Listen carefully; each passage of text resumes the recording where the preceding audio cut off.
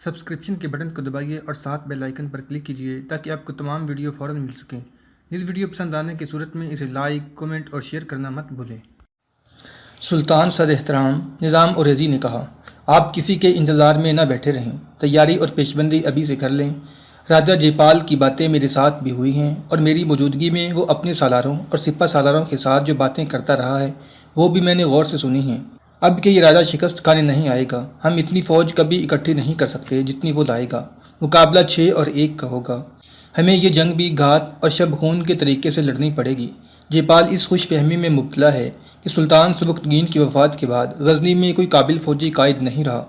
میرے پاس فوج کی کمی نہیں ہونی چاہیے تھی، سلطان محمود نے کہا، لیکن فوج ہماری ریاستوں میں بٹ گئی ہے۔ اسلامی فوج کے سالاروں میں بھی حکمران بننے کی حوث پیدا ہو گئی ہے۔ وہ اب اسلام کا تحفظ کرنے کے قابل نہیں رہے۔ جب سالار سلطان کے خواب دیکھنے لگتے ہیں تو ملک و قوم اپنی موت خود ہی مرنے لگتی ہے۔ سلطان محمود غزنوی غزنی، بلخ اور خراسان کی سلطنت کے انتظامی امور سنبھالنے اور انہیں بہتر طریقے سے چلانے میں مصروف تھا۔ اس کی توجہ فوج کی بھرتی اور ٹریننگ پر مرکوز تھی۔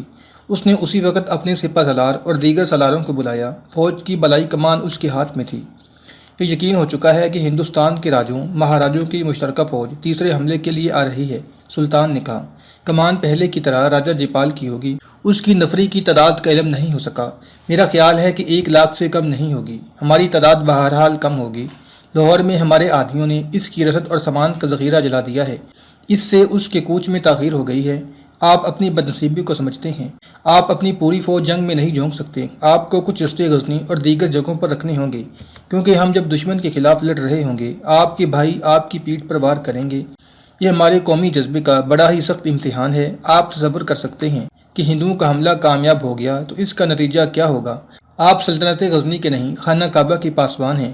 مجھے میرے عالموں نے بتایا ہے کہ ہندو دعوے کرتے ہیں کہ ہندوستان کی سرحد دجلہ اور فرات سے بھی آگے ہے اور اس پر مسلمان قابض ہیں۔ ہندوؤں کو صرف حملہ آور قوم نہ سمجھنا، وہ اپنے ساتھ جغرافیائی دعوے اور باطل مذہب لا رہے ہیں۔ وہ اسلام کے فروغ کو روکنے کے لیے اسلام کے اعصابی مرکز پر وار کرنے آ رہے ہیں۔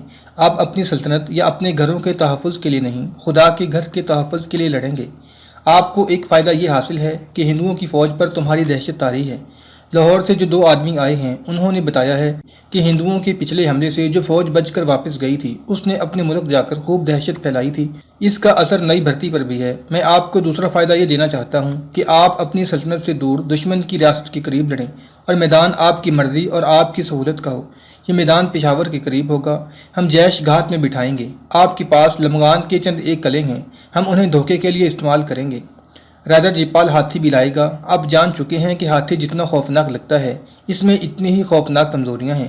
ہم بھی ہاتھیوں کا دستہ استعمال کریں گے، لیکن یہ جوابی حملے میں استعمال ہوں گے جو ہم دشمن کے عقب سے کریں گے۔ یہ آخری اور فیصلہ کن حملہ ہوگا۔ طریقہ وہی اختیار کریں کہ آمنے سامنے کے تصادم سے بچیں، دشمن کے پہلوؤں پر حملے کریں اور پہلوؤں کو ہی نکل جائیں۔ دشمن کے دستوں کو اپنے پیچھے گھسیٹ کر گھات تک لائیں۔ دشمن کو کمزور نہ سمجھیں اور اب یہ ذہن میں رکھ لیں کہ خدا نے اگر آپ کو فتح دی اور دشمن پسپا ہوا تو پشاور تک اس کا تعاقب کیا جائے گا اور پشاور کو اپنے قبضے میں لے لیا جائے گا۔ میں آپ کو ابھی اس زمین کا نقشہ دکھاؤں گا۔ اس سے پہلے آپ دل میں یہ حقیقت اور یہ جذبہ نقش کر لیں کہ آپ خدا کے عظیم مذہب کی بقا کے لیے لڑ رہے ہیں۔ یہ حق اور باطل کی جنگ ہے۔ ہمارے رسول صلی اللہ علیہ وسلم نے ان جنگوں کی ابتدا کی تھی۔ کہیں ایسا نہ ہو کہ ہم اپنے رسول مقبول صلی اللہ علیہ وسلم کی روایت مقدسہ کو ختم کر ڈالیں اور مبارک روحیں آنے والی نسلوں کے آگے شرمسار ہوتی رہیں۔ ہمارا نعرہ ہوگا فتح یا موت۔ اس کے بعد سلطان محمود نے سب کے آگے نقشہ پھیلا کر جنگ کی تکنیکی ہدایات دینی شروع کر دیں، انہیں گھات اور شب خون کی جگہیں بتائیں۔ آخر میں حکم دیا کہ کل صبح صادق کے وقت فوج کوچ کر جائے گی اور پشاور کی قریبی پہاڑیوں میں جا ٹھہرے گی۔ دستوں کو ہر وقت تیاری کی حالت میں رکھنا ہوگا۔ محمد قاسم فرشتہ کی تحریروں کے مطابق سلطان محمود غزنوی نے اگست 1001 عیسوی میں غزنی سے کوچ کیا۔ اس کی فوج 10,000 منتخب سواروں کی تھی۔ 50 کے لگ بھگ جنگی ہاتھی تھے جو راجہ جے پال کی فوج سے اس کے پہلے حملوں میں چھینے گئے تھے۔ پیادہ نفری بہت ہی کم تھی۔ سلطان کی مجبوری تھی کہ اسے پیادہ فوج اپنی سلطنت میں چھوڑنی پڑی تھی کیونکہ وہاں سلطان کی حبس کاروں کے حملے کا خطرہ تھا۔ اس کے علاوہ سلطان چونکہ گھوم پھر کر لڑنا چاہتا تھا اس لیے وہ سوار دستے ہی ساتھ لایا تھا۔ یہاں ایک وضاحت ضروری ہے۔ اکثر تاریخوں میں لکھا گیا ہے کہ محمود غزنوی نے پشاور پر حملہ کیا تھا۔ یہ غلط ہے۔ یہ ہندوستان میں لکھی ہوئی تاریخ ہے جس میں حقائق اور واقعات کو موڑ توڑ کر بیان کیا گیا ہے۔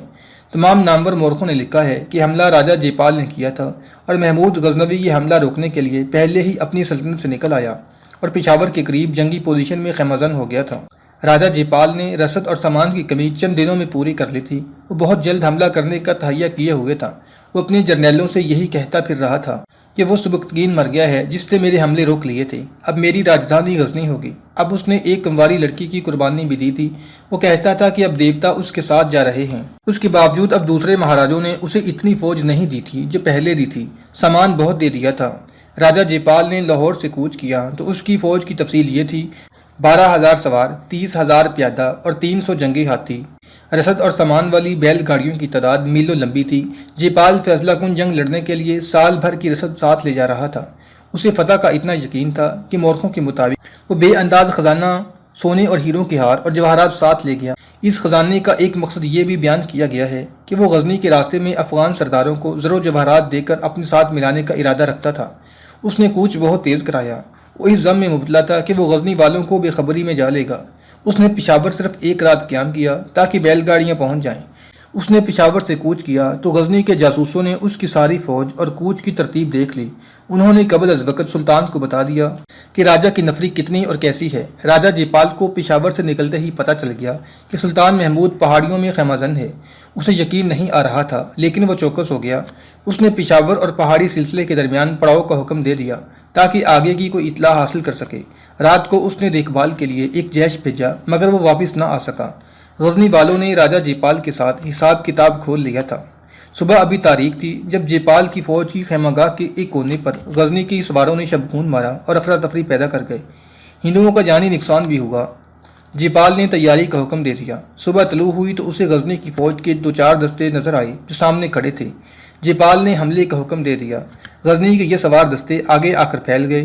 ہندوؤں نے ہاتھیوں کو آگے کر رکھا تھا۔ سلطان کے سوار ہاتھیوں سے لڑ گئے اور پیچھے ہٹنے اور پھیلنے لگے۔ اس وقت سلطان محمود چند ایک دستوں کے ساتھ نشیبی علاقے سے بڑھتا ہوا دشمن کے عقب میں آنے کی کوشش کر رہا تھا۔ ہندوؤں نے اسے دیکھ لیا اور پیچھے کو مڑے۔ سلطان محمود نے حملے کا حکم دے دیا۔ سوار آگے بڑھے، گمسان کا رن پڑا لیکن مسلمان مارکے سے ہٹنے لگے۔ ہندو ان کے تعاقب میں آئے۔ اس طرح جے پال کی فوج 2 حصوں میں بٹ گئی۔ ایک حصہ پہاڑیوں کی طرف منہ کیے بڑھ رہا تھا، دوسرا پیچھے پشاور کی طرف۔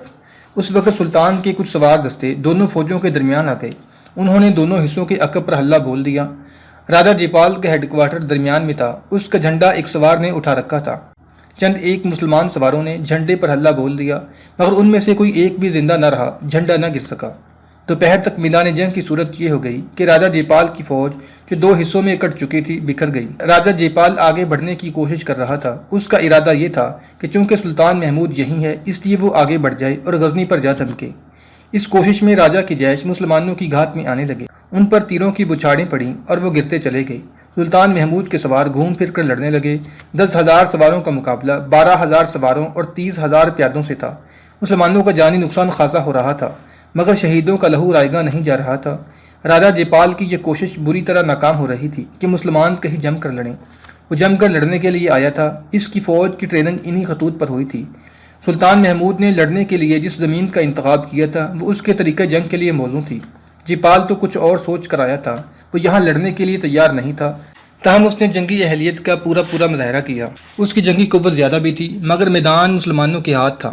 جے پال تعداد کی برتری کے سہارے لڑ رہا تھا۔ اس نے یہ کوشش بھی کی کہ جنگ ملتوی ہو جائے تاکہ اسے طول دیا جا سکے لیکن مسلمان سواروں نے اسے کامیاب نہ ہونے دیا۔ انہوں نے اللہ اکبر کے نعرے لگانے شروع کر دیے۔ یہ مارکہ بڑا ہی خونریز تھا۔ شام سے پہلے سلطان محمود غزنوی نے 50 ہاتھیوں اور 2,000 گھڑ سواروں سے جے پال کے عقب پر شدید حملہ کر دیا۔ سوار جے پال کی ہیڈ کوارٹر کو گھیرے میں لینے میں کامیاب ہو گئے۔ وہاں بڑا سخت مارکہ لڑا گیا مگر جے پال نکل نہ سکا۔ وہ 15 حکام کے ساتھ زندہ پکڑا گیا۔ اس کی فوج جو بکھر گئی تھی پسپا ہونے لگی۔ مسلمانوں نے تعاقب کیا اور وہ پشاور تک جا پہنچے۔ پشاور کے قریبی مضافات میں بھی مارکے لڑے گئے جن کی صورت یہ تھی کہ ہندو جانیں بچانے اور جنگی قید سے بچنے کے لیے لڑ رہے تھے۔ راجہ جے پال کا جھنڈا گرنے اور اس کی مرکزی کمان ختم ہو جانے سے جنگ کا پانسہ ایسا پلٹا کہ مسلمان سوار جو تعداد میں بہت تھوڑے رہ گئے تھے ہندو فوج کو ٹولیوں میں بکھیر کر ان کی وہی حالت کر رہے تھے جو بھیڑیے بھیڑوں کے ریوڑ کی کیا کرتے ہیں۔ شام تک جنگ کا فیصلہ ہو چکا تھا۔ راجہ جے پال کو صحیح معنوں میں شرمناک شکست ہوئی تھی مگر غزنی کے غازیوں نے خون اور جان کے جو نذرانے دیے اس کی مثال خود غزنی والے بھی پیش نہیں کر سکتے تھے۔ مشہور مورخ گردیزی اور رتبی لکھتے ہیں کہ مسلمان سواروں نے اس احساس کے تحت کہ دشمن کی تعداد بہت زیادہ ہے تھوڑی تھوڑی نفری کے جیشوں کی صورت میں اس قدر شدید اور برق رفتار حملے کیے کہ ہندوؤں کے پاؤں اکھڑ گئے۔ دوپہر تک 5000 ہندو سوار اور پیادے مارے جا چکے تھے اور جنگ کا فیصلہ اسی وقت ہو گیا تھا۔ جنگی مبصرین نے مسلمانوں کی کامیابی کی وجوہات بیان کرتے ہوئے کہا ہے کہ ہندو فوج پر مسلمانوں کی دہشت پہلے ہی طاری تھی، اس لیے ان کا لڑنے کا جذبہ بہت جلدی مجروح ہو گیا۔ سلطان محمود غزنوی نے اپنی فوج کو جو ہدایات دی تھیں ان میں زور اس پر دیا تھا کہ دشمن کا جذبہ توڑنے کی کوشش کرنا۔ اس نے اس کا طریقہ یہ بتایا تھا کہ پہلوؤں پر کم تعداد میں حملہ کرو اور نکل جاؤ، پھر گھوم کر آؤ اور یہ سلسلہ جاری رکھو۔ دشمن کو پتہ نہ چلنے دو کہ اب مسلمان سوار کدھر آئیں گے اور کتنے آئیں گے۔ سلطان محمود کی کامیابی کی دوسری وجہ اس کا جاسوسی کا نظام تھا، جس کے ذریعے اسے قبل از وقت دشمن کی آمد اور نفری وغیرہ کی اطلاع مل گئی۔ اس سے اس نے یہ فائدہ اٹھایا کہ اپنے ملک سے دور آ کر اپنی پسند کی زمین کا انتخاب کر لیا۔ یہ کیفیت جو سلطان محمود نے پیدا کر لی تھی راجہ جے پال کے لیے غیر متوقع تھی۔ کوشش کے باوجود جے پال اس کیفیت کو اپنے حق میں نہ کر سکا۔ آخر گھیرے میں آ کر اسے ہتھیار ڈالنے پڑے۔ پشاور سے کچھ دور میراند نام کا ایک گاؤں ہوا کرتا تھا۔ وہاں راجہ جے پال اور اس کے اعلیٰ حکام کو سلطان محمود غزنوی کے سامنے لے جایا گیا۔ ایک ترجمان کے ذریعے سلطان اور راجہ کی باتیں ہوئیں۔ یہ فتح و شکست میری اور آپ کی نہیں، سلطان محمود نے راجہ جے پال سے کہا، یہ اسلام کی فتح ہے۔ اس عظیم مذہب نے ثابت کر دیا ہے کہ تراشے ہوئے پتھر اور خیالی مورتیاں انسان کا نہ کچھ بگاڑ سکتی ہیں نہ اسے کچھ دے سکتی ہیں۔ انسان کو خدا نے پیدا کیا ہے، زندگی اور موت، فتح و شکست اسی کے اختیار میں ہے اور وہی عبادت کے لائق ہے۔ آپ کا تیسرا حملہ ناکام ہو چکا ہے۔ اب آپ ایک کنواری لڑکی کی قربانی دے کر آئے تھے، دیوتاؤں نے آپ کو اس ناحق قتل کی سزا دی ہے۔ قربانی ہم بھی دیا کرتے ہیں لیکن کسی کو خدا کے آگے ذبح نہیں کیا کرتے۔ میدان جنگ میں لاشیں دیکھ لو، ہم یہ قربانی دیا کرتے ہیں اور خدا اسے قبول کر لیا کرتا ہے۔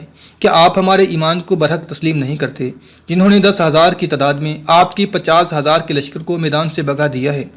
میں مذہبوں کی بحث میں نہیں الجھوں گا، راجہ جے پال نے کہا۔ میں تسلیم کرتا ہوں کہ میں ہار گیا ہوں۔ میں جان بخشی کی درخواست کرتا ہوں اور یہ معاہدہ کروں گا کہ آئندہ آپ پر فوج کشی نہیں کروں گا۔ پھر آپ اپنے مذہب کا فریضہ سمجھ کر معاہدہ توڑیں گے، سلطان محمود نے کہا۔ میں ایسا نہیں کروں گا، راجہ جے پال نے کہا۔ آپ قیمت بتائیں۔ میں اس قیمت میں آپ کا یہ خزانہ شامل نہیں کروں گا جو میرے ہاتھ لگا ہے، سلطان محمود نے کہا۔ یہ مال غنیمت ہے۔ خزانے کا مال غنیمت کم نہیں تھا۔ راجہ جے پال افغانیوں کو ساتھ ملانے کے لیے بے انداز خزانہ ساتھ لایا تھا۔ مورخ لکھتے ہیں کہ دیگر زر و جواہرات اور نقدی کے علاوہ 15 ہار تھے، جن میں ایک کی قیمت 80,000 دینار تھی۔ معاہدے کی روح سے طے پایا کہ راجہ جے پال کو رہا کر دیا جائے گا۔ اس کے عوض وہ 2.5 لاکھ دینار اور 50 ہاتھی تاوان کے طور پر ادا کرے گا۔ اس کے نہایت اہم حکام کو یہ رقمال کے طور پر قید میں رکھا گیا اور راجہ جے پال کو رہا کر دیا گیا۔ سلطان محمود نے پشاور تک کو اپنی عملداری میں لے لیا اور آج کے درہ خیبر اور تمام تر سلسلہ کوہ پر قبضہ کر لیا۔ یہ جنگ بروز جمعرات 27 نومبر 1001 عیسوی کے روز لڑی گئی اور اسی روز فتح اور شکست کا فیصلہ ہو گیا۔ سلطان محمود غزنوی اس مقبوضہ علاقے کے انتظامی امور کے لیے کچھ عرصہ پشاور میں رہا۔ اسے یہاں زیادہ عرصہ رہنا تھا، مگر اس کی اپنی سلطنت کے ارد گرد مسلمان حکمران پھر سر اٹھانے لگے تھے۔ ان کی سرکوبی کے لیے 1002 عیسوی کے موسم بہار میں غزنی چلا گیا۔ اسی موسم میں راجہ جے پال اپنی قوم کی ہزارہ جوان بیٹے اور قوم کے گاڑے پسینے کی کمائی پشاور کے مضافات میں تباہ و برباد کر کے لاہور میں واپس آیا۔ وہ بوڑھا تو تھا ہی، اس شکست نے اسے اور زیادہ بوڑھا کر دیا۔ آتے ہی اس نے دربار منعقد کیا اور یہ اعلان کیا کہ آج سے اس کا بیٹا انند پال اس کا جانشین ہوگا۔ اس اعلان کے ساتھ وہ راج سے دستبردار ہو گیا۔ اس نے سب کو راج محل کے پچھواڑے کے باغ میں چلنے کو کہا، خود اپنے بیٹے کے ساتھ چل پڑا۔ تم جیسے بہتر سمجھو گے ویسے راج کرنا، اس نے اپنے بیٹے انند پال سے کہا، لیکن یہ میری وصیت ہے کہ غزنی پر حملے کے لیے نہ جانا۔ ہماری فوج مسلمانوں کے خلاف نہیں لڑ سکتی۔ ان کی فوج کی چالیں نہایت اچھی ہیں، لیکن ان کی اصل قوت ان کا جذبہ ہے اور جوش و خروش ہے جو ہماری فوج میں کوشش کے باوجود پیدا نہیں ہو سکا۔ محمود کو 2.5 لاکھ دینار کی مالیت کا سونا بھیج دینا، ورنہ وہ تم پر حملہ کرے گا اور تمہاری فوج کا یہی حشر ہوگا جو تم پشاور میں دیکھ آئے ہو۔ جب پچھواڑے کے باغ میں پہنچے تو سب دیکھ کر حیران رہ گئے کہ وہاں چتا بنی ہوئی تھی۔ لکڑیوں کا یہ چوکور انبار کسی مرے ہوئے کی لاش کو جلانے کے لیے لگایا گیا تھا، مگر راج محل میں کوئی بھی نہیں مرا تھا۔ چتا پر تیل انڈیل دیا گیا اور ایک آدمی جلتی مشل اٹھائے کھڑا تھا۔ راجہ جے پال کسی سے کوئی اور بات کیے بغیر تیزی سے آگے بڑھا اور چتا پر کھڑا ہو گیا۔ اس نے مشل کی طرف ہاتھ بڑھایا، چوبدار نے مشل اسے دے دی۔ راجہ نے تیل میں بھیگی ہوئی لکڑیوں پر مشل کا شعلہ رکھ کر آگ لگا دی۔ اس کا بیٹا اس کی طرف دوڑا، لیکن شعلے اتنے اونچے اور اتنے ہیبت ناک ہو گئے تھے کہ کوئی قریب نہ جا سکا۔ راجہ جے پال نے اپنے آپ کو نہایت خاموشی سے جلا ڈالا۔ تمام مورخوں نے لکھا ہے کہ راجہ جیپال نے اپنے بیٹے سے کہا تھا کہ وہ سلطان محمود کو تاوان ادا کر دے اور مسلمانوں کے خلاف جنگ کو دل سے اتار دے، لیکن آنند پال نے، جو سلطان محمود کا ہم عمر تھا، اپنے باپ کی جلتی چتا کے قریب کھڑے ہو کر اعلان کیا، میں غزنی والوں کو 1 پیسہ تاوان ادا نہیں کروں گا، میں اپنے باپ کے خون کا انتقام لوں گا۔ ملتان بر صغیر کا واحد مقام ہے جو محمد بن قاسم کے دور سے لے کر اس وقت تک مسلمان ریاست رہا ہے جب مغلوں کا سورج غروب ہو گیا تھا۔ 11ویں صدی عیسوی میں بھی ملتان اسلامی ریاست تھا اور اس کے ارد گرد ہندو ریاستیں تھیں۔ یہ وہ دور تھا جب محمد بن قاسم کے بعد دوسرا مجاہد سلطان محمود غزنوی ہندوؤں سے نبرد آزما تھا۔ اس نے ہندوستان کے سب سے طاقتور راجہ جیپال کا غزنی پر تیسرا حملہ اس بری طرح پسپا کیا تھا کہ اس راجہ نے اپنی راجدھانی میں واپس آ کر خودکشی کر لی تھی۔ محمود غزنوی نے پشاور کے بہت سے علاقے پر قبضہ کر کے پشاور کو اپنے سائے میں لے لیا تھا۔ اس طرح اس نے غزنی اور اپنی تمام تر سلطنت کو محفوظ کر لیا تھا۔ اس نے راجہ جیپال کو اس شرط پر رہا کیا تھا کہ وہ واپس جا کر 2.5 لاکھ دینار تاوان ادا کرے گا اور 50 ہاتھی بھی بھیجے گا۔ راجہ جیپال نے لاہور پہنچ کر اپنے بیٹے آنند پال سے کہا کہ وہ محمود غزنوی کو تاوان ادا کر دے۔ اس کے فوراً بعد اس نے اپنے آپ کو چتا میں جلا لیا۔ آنند پال نے وہیں اعلان کر دیا کہ وہ تاوان ادا نہیں کرے گا اور اپنے باپ کی شکست کا انتقام لے گا۔ یہ واقعہ 1001 عیسوی کا ہے۔ 2 سال اور گزر گئے۔ تاوان کی بجائے سلطان محمود غزنوی کو جاسوسوں نے یہ اطلاع دی کہ آنند پال اپنے باپ کی شکست کا انتقام لینے کی تیاری کر رہا ہے، اور یہ میرے لیے کوئی نئی خبر نہیں۔ محمود غزنوی نے کہا، میں ذہنی طور پر ایسی ہی صورتحال کے لیے تیار تھا۔ میں نے جیپال کے علاقے پر اسی لیے قبضہ کیا ہے کہ اس کے ساتھی راجوں کو اور اسے مشورے دینے والوں کو سلطنت غزنی آسمان کے ستارے کی طرح دور نظر آئے۔ میں نے اپنی سلطنت کو نہیں، خانہ کعبہ کو اور خلافت کی گدی کو محفوظ کر لیا ہے۔ راجہ جیپال مر گیا ہے، ایک سالار نے کہا۔ اس کے بیٹے کو ہم خاطر میں نہیں لاتے۔ ذرا اور گہرائی میں سوچو میرے دوستو، محمود غزنوی نے کہا۔ راجہ جیپال کی مر جانے سے بت پرست ہندوؤں کا عقیدہ نہیں مر گیا۔ یہ 2 عقیدوں کی جنگ ہے۔ جو ہند کے راجے نہیں لڑنا چاہیں گے تو ان کے مذہبی پیشوا اور دانشور لڑائیں گے۔ دشمن کو حقیر نہ جانو۔ اب یہ سوچو کہ ہم اس دشمن کو کس طرح گھٹنوں بٹھا سکتے ہیں۔ اگر آپ ہم سے مشورہ لینا چاہتے ہیں تو ہمیں لاہور کی طرف پیش قدمی کرنی چاہیے، ایک سالار نے کہا، لیکن ہمیں ہندوستان میں اپنا ایک اڈا قائم کرنا پڑے گا تاکہ ہم اور آگے بڑھ سکیں اور محمد بن قاسم کی سلطنت کو بحال کریں۔ اڈا موجود ہے، محمود غزنوی نے کہا۔ کیا ملتان ہمارا اڈا نہیں بن سکتا؟ ملتان کا حکمران ابو الفتح داؤد بن نصر مسلمان بھی ہے اور ہمارا دوست بھی۔ سلطان علی مقام محمود غزنوی کے وزیر نے کہا، داؤد بن نصر مسلمان تو ہے، یہ نہ بھولیں کہ وہ کرامتی ہے۔ آپ کرامتیوں کی تاریخ سے واقف ہیں۔ اس نے سلطان سبکتگین محروم کے ساتھ دوستی اور ضرورت کے وقت ایک دوسرے کی مدد کا معاہدہ کر رکھا تھا۔ محمود غزنوی نے کہا، وہ ہمیں دھوکہ نہیں دے گا۔ عالیجہ وزیر نے کہا، دشمن پر اعتماد کیا جا سکتا ہے، اپنی قوم کے غدار پر کبھی اعتبار نہ کریں۔ ایک ایلچی کو فوراً ملتان روانہ کر دو۔ محمود غزنوی نے کہا، مجھے امید ہے کہ محمد بن قاسم کی سلطنت کی اس آخری ریاست سے ہمیں پورا تعاون ملے گا۔ داؤد بن نصر ہندوؤں میں رہتا ہے تو ان کی نیت اور عزائم کو ہم سے زیادہ اچھی طرح سمجھتا ہے۔ وہ ان میں گھرا ہوا ہے۔ وہ خوش ہوگا کہ ہم اپنی فوجیں ملتان لا رہے ہیں۔ ہمیں اس کی اور اسے ہماری مدد کی ضرورت ہے۔ میں کوئی فوجی ایلچی نہیں بھیجوں گا۔ عاصم عمر بہتر رہے گا، سپہ سالار نے کہا۔ ابھی جوانی کی عمر میں ہے، بات کرنے کا ڈھنگ جانتا ہے اور خوش طبع بھی ہے۔ عاصم عمر، محمود غزنوی نے کہا، اس کے متعلق مجھے کسی نے بتایا تھا کہ وہ ضرورت سے زیادہ خوش طبع ہے۔ عاصم جنگی امور کو سمجھتا ہے، سپہ سالار نے کہا، اور سمجھا بھی سکتا ہے۔ وہ جب میدان جنگ میں دشمن کو اپنے سامنے دیکھتا ہے تو اور زیادہ خوش طبع ہو جاتا ہے۔ یہ کمزوری نہیں، خوبی ہے۔ اگر تمہیں یقین ہے کہ وہی بہتر رہے گا تو اسی کو بلا لو۔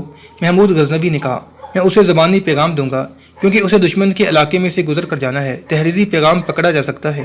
عاصم عمر جب ملتان کے حکمران ابو الفتح داؤد بن نصر کے دربار میں گیا تو اس کی آنکھیں حیرت سے کھل گئیں۔ اس دربار کی شان و شوکت دیکھ کر اسے شک ہوا جیسے داؤد بن نصر سارے ہندوستان کا بادشاہ ہو۔ وہ سلطان سبکتگین اور سلطان محمود غزنوی کے دربار کا عادی تھا، جہاں وہ ان کے برابر بیٹھا کرتا تھا اور مشورے بھی دیا کرتا تھا۔ ملتان کے دربار میں وہ اپنے آپ کو بہت چھوٹا آدمی سمجھنے لگا۔ داؤد بن نصر تخت پر بیٹھا تھا۔ 2 بڑی ہی حسین لڑکیاں اس کے پیچھے کھڑی مورچل ہلا رہی تھیں۔ درباری یوں بیٹھے تھے جیسے بت دھرے ہوئے ہوں۔ رعایا کے ان داتا، ایک آواز بلند ہوئی، سلطان محمود بن سبکتگین کا ایلچی حاضر ہے۔ عاصم عمر نے ادھر ادھر دیکھا۔ وہ جان نہ سکا کہ یہ صدا کس کی تھی۔ غزنی کے ایلچی کو ہم خوش آمدید کہتے ہیں۔ داؤد بن نصر نے بادشاہوں کی طرح کہا، کیا پیغام لائے ہو؟ کچھ تحفے لایا ہوں، عاصم عمر نے بکھلا کر کہا۔ پہلے یہ پیش کرنا چاہتا ہوں، کیا سلطان محمود نے تمہیں دربار کی آداب نہیں سکھائی؟ داؤد بن نصر نے مسکرا کر کہا، ہمارے ہاں ایسا دربار نہیں ہوتا علیجہ۔ عاصم عمر نے کہا، سلطان کا دربار کسی خیمے میں ہوتا ہے یا کسی وادی میں جس پر چٹانوں کا سایہ ہوتا ہے، ہم وہاں اکٹھے بیٹھتے ہیں۔ یہ میدان جنگ نہیں، ہمارے معزز مہمان، داؤد بن نصر نے کہا۔ یہاں کوئی درباری ہماری اجازت کے بغیر کھانس بھی نہیں سکتا۔ پھر سلطان نے مجھے غلط جگہ بھیج دیا ہے، عاصم عمر نے جرأت مندی سے کہا۔ مجھے بتایا گیا تھا کہ میں محمد بن قاسم کی سلطنت کی آخری ریاست کے حکمران کے پاس جا رہا ہوں۔ اس امید پر آیا تھا کہ ریگزاروں اور چٹانوں کو روند کر اس سرزمین پر آنے اور اسلام کا پرچم لہرانے والے محمد بن قاسم کے جانشین بھی عرب کے مجاہدوں کی طرح بوریا نشین ہوں گے۔